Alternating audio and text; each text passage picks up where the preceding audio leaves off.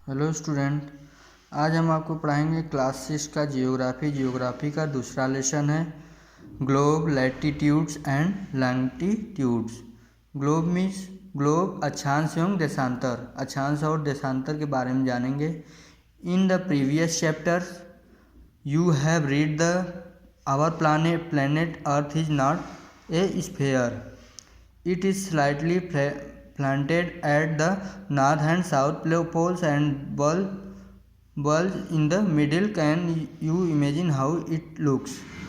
पिछले अध्याय में आप पढ़ चुके हैं कि हमारी पृथ्वी गोलाकार नहीं है। यह उत्तर एवं दक्षिण ध्रुवों पर थोड़ी चपटी तथा मध्य में थोड़ी उभरी हुई है। क्या आप कल्पना कर सकते हैं कि यह कैसी दिखती है? आइए इसके बारे में हम ग्लोब के द्वारा जानेंगे। ग्लोब में be of varying size and type. Big ones which cannot to carry it easily, small pocket globes and globe like balloons. Globe विभिन्न आकार एवं प्रकार के हो सकते हैं। ग्लोब बड़े ग्लोब जो आसानी से एक स्थान से दूसरे स्थान नहीं ले जा सकते हैं, पॉकेट में रखे योग्य छोटे ग्लोब तथा गुब्बारे जैसे ग्लोब जिनमें हवा भरी जा सकती है। ग्लोब स्थिर नहीं होते हैं, इसे उसी प्रकार घुमाया जा सकता है जैसे कुम्हार का पहिया या लट्टू घुमाया जाता है। आगे देखते हैं। It's difficult to describe the location of point and sphere like the earth. Now the question arises as to how to locate a place on it. पृथ्वी के समान किसी ग्लोब इस बिंदु का स्थित वर्णन करना कठिन है। अब प्रश्न यह उठता है कि इस पर किस स्थान की स्थिति कैसे बताई जा सकती है। इसके लिए हमें कुछ बिंदुओं एवं रेखाओं के संदर्भ की आवश्यकता होती है। आइए देखते हैं।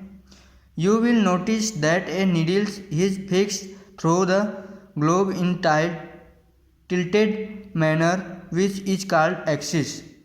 आप देखेंगे कि एक सुई ग्लोब से झुकी हुई अवस्था में स्थित होती है जिसे अक्ष कहा जाता है। ग्लोब पर वे बिंदु जिनसे होकर सुई गुजरती है उत्तर तथा दक्षिण ध्रुव हैं। ग्लोब को इस सुई के चारों ओर पृथ्वी की भांति पश्चिम से पूर्व की ओर घुमाया जा सकता है। लेकिन याद रखें, इन दोनों में एक अंतर है। पृथ्वी पर वास्तव में ऐसी कोई सुई नहीं होती है। आगे देखते हैं। Equal helps there for the equator is an imaginary circular line and a very important reference point to locate place on the earth. All parallel circle is parallel of longitude. इसे क्या कहा जाता है? विषुवत वृत्त कहा जाता है। विषुवत वृत्त फिगर में दिया गया है। इसको क्या कहा जाता है? विषुवत वृत्त कहा जाता है। पृथ्वी के उत्तर में सीधे आधे को उत्तरी गोलार्ध और दक्षिणी वाले आधे को दक्षिणी गोलार्ध कहा जाता है। ये दोनों बराबर के आधे भाग होते हैं। इसे विषुवत पृथ्वी पर एक काल्पनिक वृत्त बनाती है एवं यह पृथ्वी पर विभिन्न स्थानों की स्थिति बताने का सबसे महत्वपूर्ण संदर्भ बिंदु है। इसे अक्षांश रेखा भी कहा जाता है। The equator represent the 0 degree latitude since the distance from the equator to either of the poles is 1/4 of circle round the earth.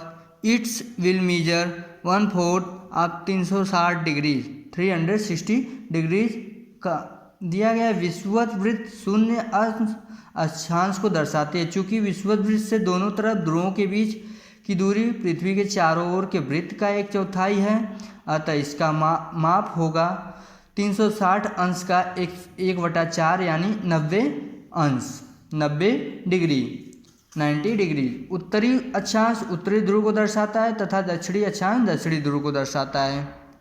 आगे दिया गया इंपॉर्टेंस पैरेलल ऑफ लैटिट्यूड्स। महत्वपूर्ण अक्षांश समांतर रेखाएं। Beside the equator the north pole 19th and the south pole 19 south degrees therefore important parallels of latitude. Tropic of Cancers in the northern hemisphere।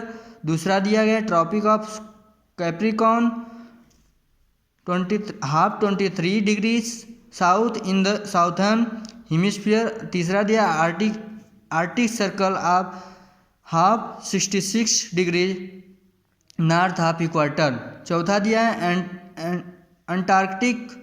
Antarctic Circle half 66 south of the equator. दिया गया है विषुवत वृत्त 0 degree, उत्तरी ध्रुव 90 degree, उत्तर तथा दक्षिणी ध्रुव 90 degree दक्षिण के अतिरिक्त 4 महत्वपूर्ण और रेखाएं जैसे उत्तरी गोलार्ध में कर्क रेखा 23.5 डिग्री उत्तर, दक्षिणी गोलार्ध में मकर रेखा 23.5 डिग्री दक्षिण।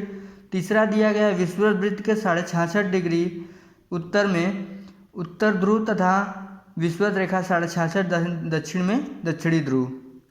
आगे दिया गया है heat zone of the earth. Heat zone of the earth पृथ्वी के ताप कटिबंध।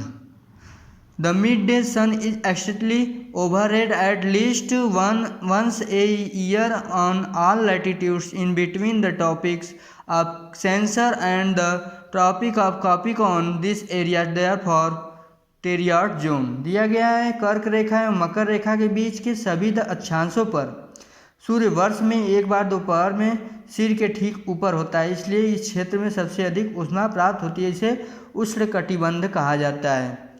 आगे दिया है कर्क रेखा तथा मकर रेखा के बाद किसी भी अक्षांश पर दोपहर का सूर्य कभी भी सिर के ऊपर नहीं होता है। ध्रुव की तरफ सूर्य की किरणें तिरछी होती जाती हैं। इस प्रकार उत्तरी गोलार्ध में कर्क रेखा एवं उत्तर ध्रुव वृत्त तथा दक्षिणी गोलार्ध में मकर रेखा एवं दक्षिणी ध्रुव वृत्त के बीच वाले क्षेत्र का तापमान मध्यम रहता है, इसलिए इन्हें शीतोष्ण कटिबंध कहा जाता है। क्या कहता है? टेम्परेट जोन कहा जाता है। आगे दिया गया है area lying between the Arctic circle and the north pole in the northern hemisphere and Antarctic circle. उत्तरी गोलार्ध में उत्तर ध्रुव एवं उत्तरी ध्रुव तथा दक्षिणी गोलार्ध में दक्षिणी ध्रुव वृत्त एवं दक्षिणी ध्रुव के बीच के क्षेत्र में ठंड बहुत होती है, क्योंकि यहाँ सूर्य क्षितिज से ज़्यादा ऊपर नहीं होता है। मतलब दक्षिणी ध्रुव से उत्तरी ध्रुव के बीच में ठंड बहुत ज़्यादा होती है। क्यों होती है? क्योंकि सूर्य यहाँ पे क्षितिज से ज़्यादा ऊपर नहीं रहता है, इसलिए यहाँ शीत कटिबंध कहा जाता है। फ्रिगिड जोन्स शीत कटिबंध। What are longitudes? देशांतर क्या है? देशांतर क्या है? दिया गया the to fix position of place it is necessary to know some things more than the